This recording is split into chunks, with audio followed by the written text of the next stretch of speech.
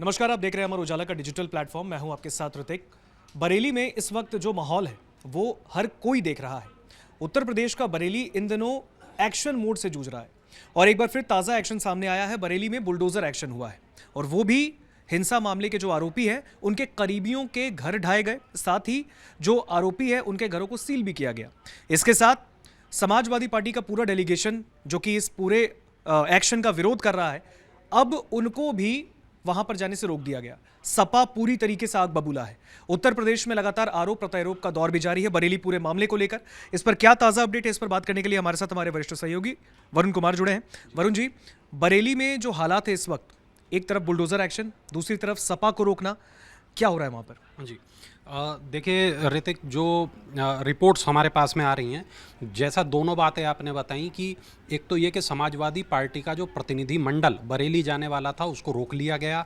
दूसरी जो बड़ी बात है वो ये कि बरेली बवाल के जो मुख्य आरोपी हैं मौलाना तौकीर रज़ा, उनके करीबियों पर बुलडोज़र एक्शन की कार्रवाई की गई।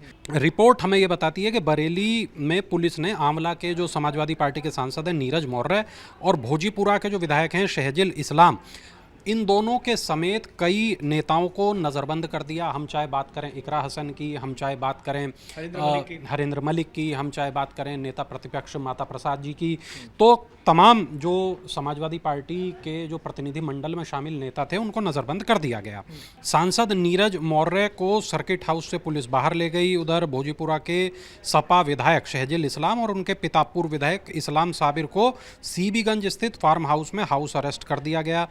समाजवादी पार्टी की राष्ट्रीय प्रवक्ता हैं नेहा यादव, पार्टी के नेता वीरपाल यादव, हरिचरण कश्यप, उनके आवास में उन्हें नज़रबंद किया गया।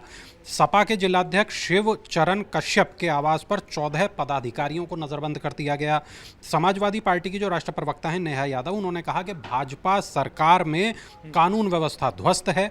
भाजपा में खौफ दिखता है कि आम नागरिक उनके पक्ष में खड़े नहीं हैं। बवाल के बाद बेगुनाह के घरों पर बुलडोजर चल रहा है, वर्ग विशेष के लोगों को गिरफ्तार किया जा रहा है और ये ठीक नहीं है। नेहा ने यह भी कहा कि हमारी पार्टी के नेताओं को हाउस अरेस्ट करना सही नहीं, हम इससे घबराएंगे नहीं, न्याय के साथ खड़े हैं, खड़े रहेंगे। अब हम इसका एक दूसरा पक्ष भी देखते हैं। मौलाना शहाबुद्दीन रज़वी, उन्होंने समाजवादी पार्टी पर ही निशाना साधा है। उन्होंने ऑल इंडिया मुस्लिम जमात के अध्यक्ष हैं मौलाना शहाबुद्दीन रज़वी बरेलवी, इन्होंने समाजवादी पार्टी पर निशाना साधा। इन्होंने कहा कि समाजवादी पार्टी जब भी कहीं जाती है, शोर मचाती है, ढोल बजाती है। सपा नेताओं के दिल में ना तो प्यार है ना सेवा का भाव है। वो जानते हैं कि बरेली में शांति बहाल हो गई है और अब वो लोग शांति को अशांति में बदलने आ रहे हैं। अब देखिए ऋतिक, यहाँ हमें दोनों पक्ष दिखाई दे रहे हैं। एक पक्ष जो सरकार की कार्रवाई को सही करार दे रहा है और एक वो पक्ष जो सरकार की कार्रवाई के पूरी तरह विरोध में। अब आप इस तरीके से देखें कि अब इसमें प्रशासन का क्या कहना है, मैं आपको वो हिस्सा बता देता हूं। जिलाधिकारी हैं अविनाश सिंह, उन्होंने कहा कि कानून व्यवस्था पूरी तरह नियंत्रण में है। पिछले शुक्रवार यानी कि 26 सितंबर को नमाज के बाद कुछ लोगों ने जिले की शांति व्यवस्था बिगाड़ने का प्रयास किया। पुलिस प्रशासन ने 1 से 1.5 घंटे में उस चीज़ को नाकाम कर दिया। इस शुक्रवार को जुमे की नमाज शांतिपूर्वक संपन्न हुई। उन्होंने ये भी कहा कि ज़िले में सभी स्कूल, कॉलेज, दफ्तर, दुकानें खुली हैं। अगर किसी को लगता है कि कोई व्यक्ति माहौल को बिगाड़ने की कोशिश कर रहा है तो पुलिस के संज्ञान में इस बात को लेकर आएँ। हमने अपने जनपद वासियों को सद्भावना का सिपाही बताया है। पूरे ज़िले में शांति है, दंगाइयों की ना कोई जाति होती है ना धर्म होता है। हमको ऐसे लोगों से सावधान रहना होगा, सतर्क रहना होगा। अब आपको बता दें कि बवाल के आरोपी हैं नफीस, उन पर बड़ी कार्रवाई हुई है। उनके बारात घर पर बुलडोजर चला है। आरोप है कि इन्होंने मौलाना तौकीर रज़ा को अपने यहाँ रोका था, उनकी मदद की थी। प्रशासन ने उनकी अवैध संपत्तियों पर कार्रवाई तेज कर दी है। बीडीए ने शनिवार को आरोपी डॉक्टर नफीस के जखीरा स्थित बारात घर रजा पैलेस पर ध्वस्तीकरण की कार्रवाई शुरू की। यहां कार्रवाई करने से पहले भारी पुलिस फोर्स तैनात कर दिया गया। तौकीर रज़ा को शरण देने वाले फरहत के मकान को सील कर दिया गया।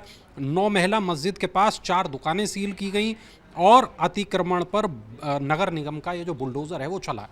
जो विजुअल्स हमारे पास में आए हैं वो बहुत ज़्यादा हैरान करने वाले हैं। हमने देखा लगातार बुलडोज़र एक के बाद एक सड़क पर जा रहे थे और ये जो कार्रवाई हुई वो बहुत ताबड़तोड़ हुई।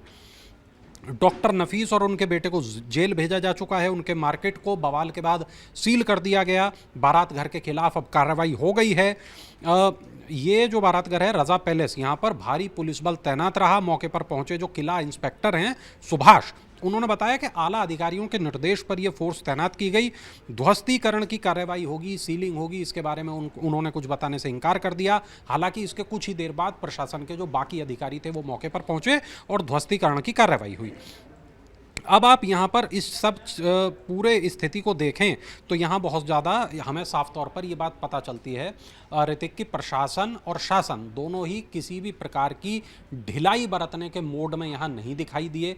हमने यहाँ देखा कि बरेली में जब बवाल हुआ तत्काल पुलिस ने एक्शन लिया, तत्काल प्रशासन ने एक्शन लिया। हमने यहाँ देखा कि शासन की तरफ से बहुत स्पष्ट निर्देश रहे। सीएम योगी का बयान सामने आया। सीएम योगी ने साफ तौर पर कह दिया कि बवाल करने वाले लोगों को बख्शा नहीं जाएगा। और ये न केवल कहा गया बल्कि ये एक्शन में दिखाई भी दिया। ताबड़तोड़ एक्शन हुए। समाजवादी पार्टी को इसके भीतर राजनीति दिखाई दी।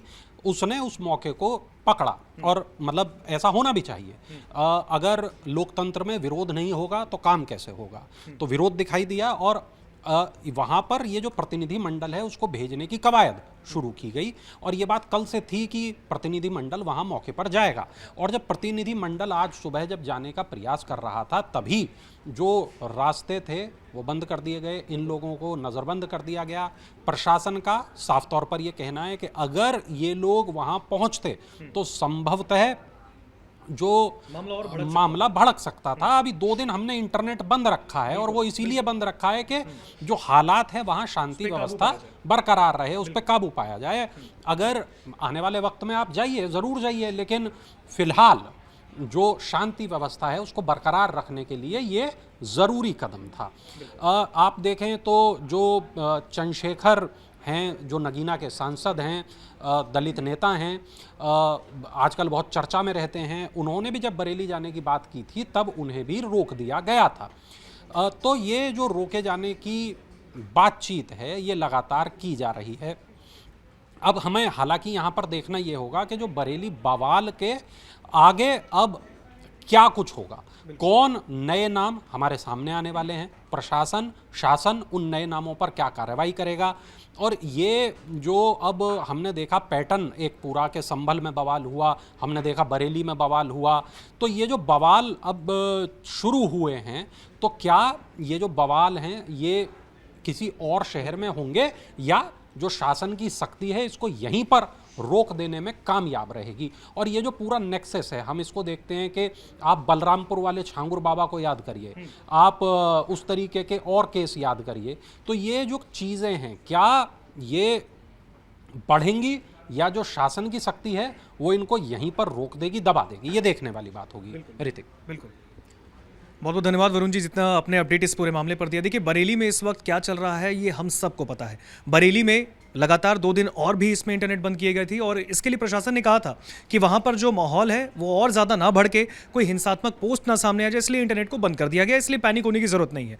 लेकिन इस वक्त बरेली में जो मुख्य आरोपी हैं इस हिंसा के, उनके करीबियों पर जो है बुलडोजर एक्शन किया गया। साथ ही साथ दूसरी ओर अगर पॉलिटिकल बात की जाए तो सपा के पूरे डेलीगेशन को वहां पर रोक दिया गया है।